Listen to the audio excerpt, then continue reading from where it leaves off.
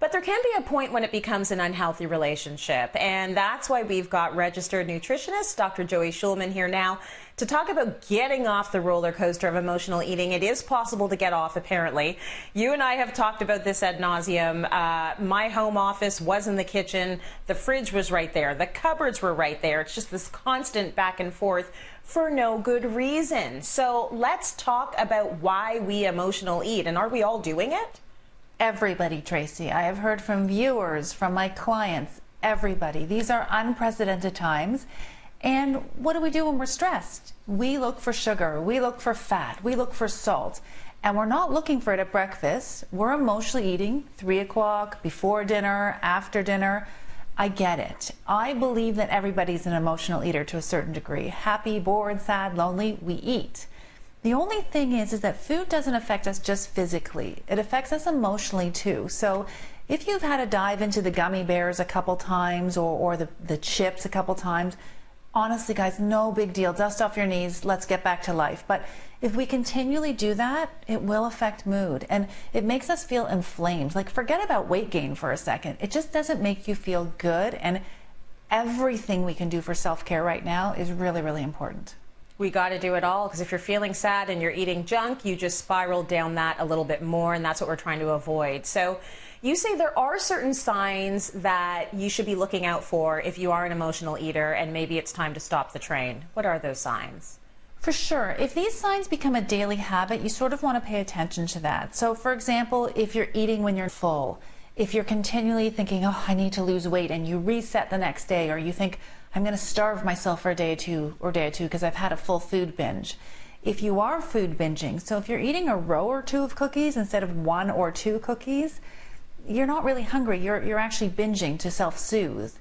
If you find that you're eating when you're full, or if there's a pocket of time that's really hard for you, typically that's after dinner. People's nerves are shot, and that's where too much alcohol or too much food comes in. If that's every single day, or if you're feeling guilt, don't feel guilty after you've eaten. Enjoy your indulgences, but if there's food guilt every day, you sort of want to look at that.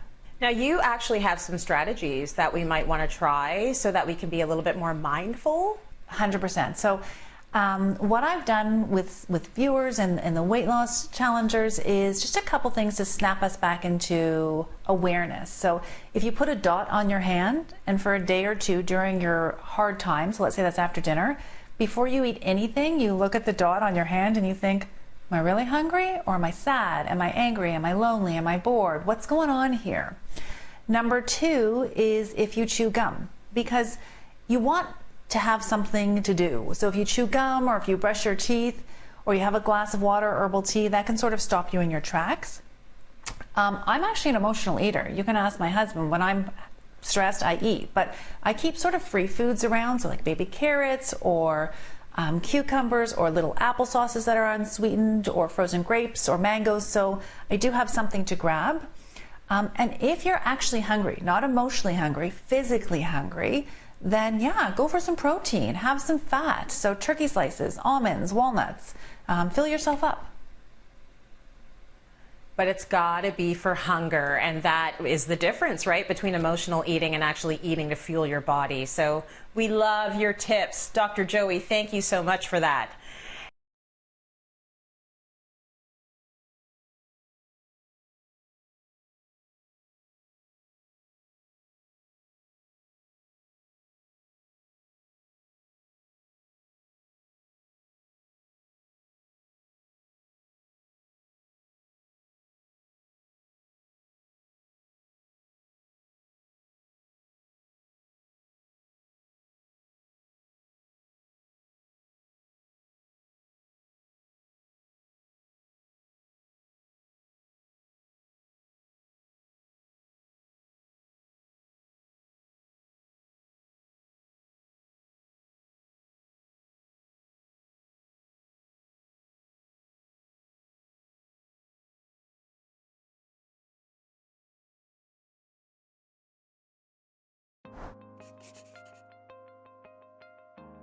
Did you know that an average of 35% of adolescent girls engage in crash dieting, fasting, self-induced vomiting, or take diet pills or laxatives? Even more frightening is the fact that 42% of first through third grade girls have an outspoken desire of being thinner. Hello, I'm Dr. Elba Iglesias. I'm the Medical Director of Adolescent Medicine at Joe DiMaggio Children's Hospital. The first thing every parent must know about eating disorders is that this is an issue that requires medical attention, and it not only affects girls, but boys too. How can a parent know if this is happening within their household? Here are 5 signs your child may have an eating disorder. If your child starts showing concerns for weight, food, labels, or dieting, this is an early sign that when treated in time and with professional help can avoid significant damage and long-term consequences.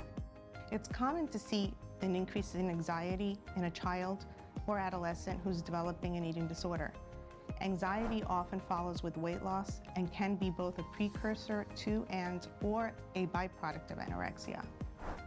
Avoidance of mealtime or plans involving food, change in behaviors around mealtime, or withdrawal from friends and social activities are also key indicators that an eating disorder might be in process. More clear signs would be abuse of laxatives, diuretics, diet pills, or self-induced vomiting. Also, a change in their dressing habits, such as oversized clothing to cover the body or revealing clothes to flaunt weight loss. Unusual food behaviors, such as cutting food into tiny pieces, using large quantities of condiments, subtly insisting on using particular spoons, forks, cups, or plates, are traits of teenagers who suffer from anorexia. The most important thing is to remember to avoid making accusations, be supportive, and seek immediate help from a professional if an eating disorder is suspected. Early intervention is key. This is it for today. I'm Dr. Elba Iglesias. See you soon on another Joe D's Quick Tips.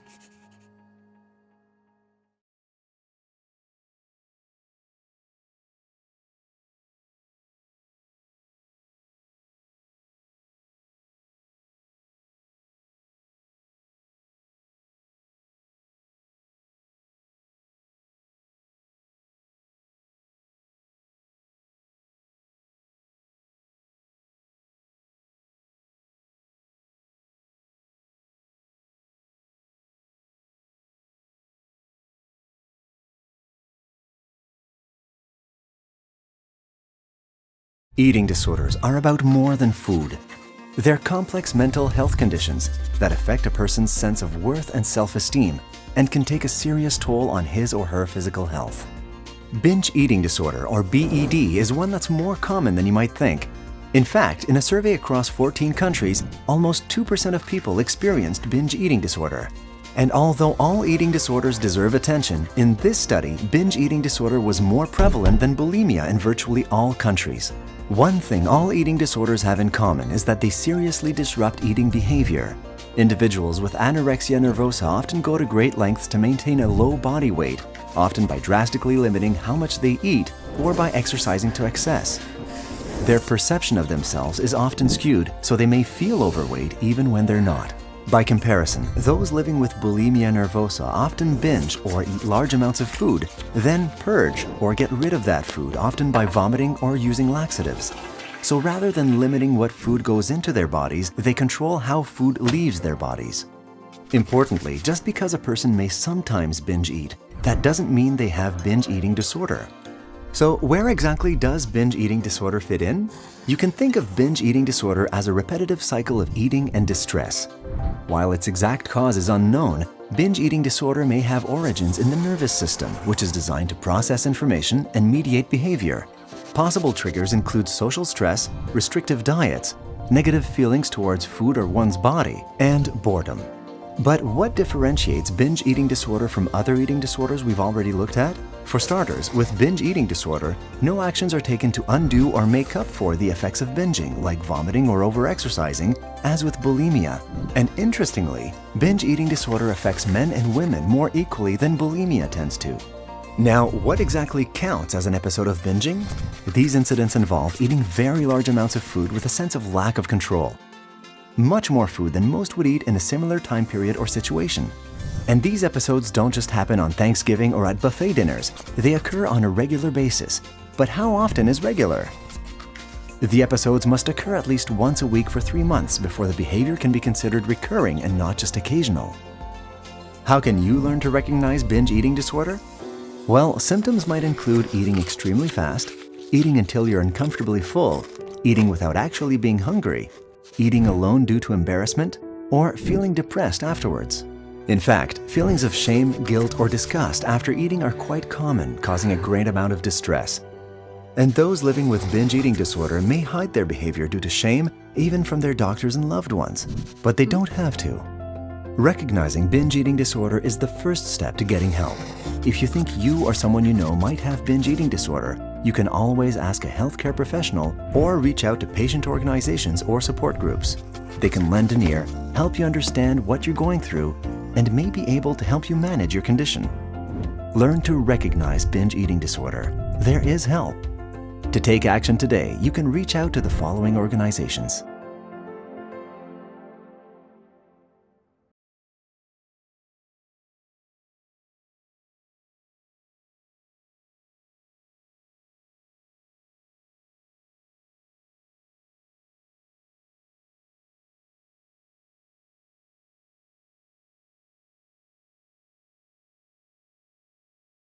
The science behind stress eating. A new study explores how we reach for chocolate instead of an apple when we are under pressure. Our Dr. Tara Naruller is with us. Good morning, Tara. Good morning, Vanita. I was fascinated that they looked at men in this study instead of looking at women. They did. So they looked at 51 young, healthy men, and they broke them into 2 groups. 29 of which were subjected to stress. They had to place their hand in a bucket of ice water for about 3 minutes while they were videotaped. They then took both groups of men and showed them a series of images comparing 2 foods, one that was an unhealthy but tasty option like a cookie, and one that was a healthy but less tasty option like broccoli. They had to pick between these 2, and at the end they would be rewarded with one of the options they had chosen. During this time, they also scanned their brains with functional MRIs to look at blood flow to different parts of the brain. They checked their stress hormone levels and asked them about their levels of stress.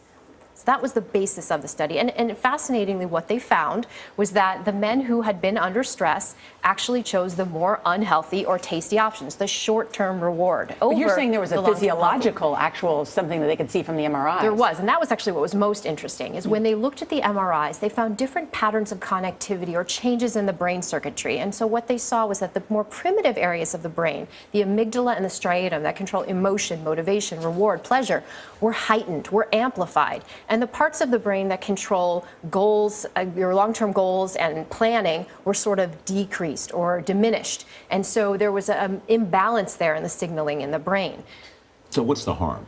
What's the harm? Well, I think the big thing is that we talk about willpower and self-control as if it's almost something very simple. You know, just stop eating, have more self-control. And this really tells us that there's a lot more biologically there that may be playing into it, and that it's not just an on-off switch, but that there are multiple neural pathways that are at work, and any change in any part of that pathway could offset your ability to have optimal self-control. And that's why you say willpower is overrated. So how do you outsmart, essentially, Mother Nature, and what is this physiological trigger? Well, I think there's a couple things you can do. Remove the temptation. So if you're in an office where you get stressed, don't keep the donuts around. Use other coping mechanisms that are healthier, like exercise, like social support, meditation. And also in this study, the men who perceived that they had higher levels of stress in that situation had more changes in some of the brain circuitry. So the idea would be if you can even just change how you're perceiving the stress, you may be able to change your ability to control it.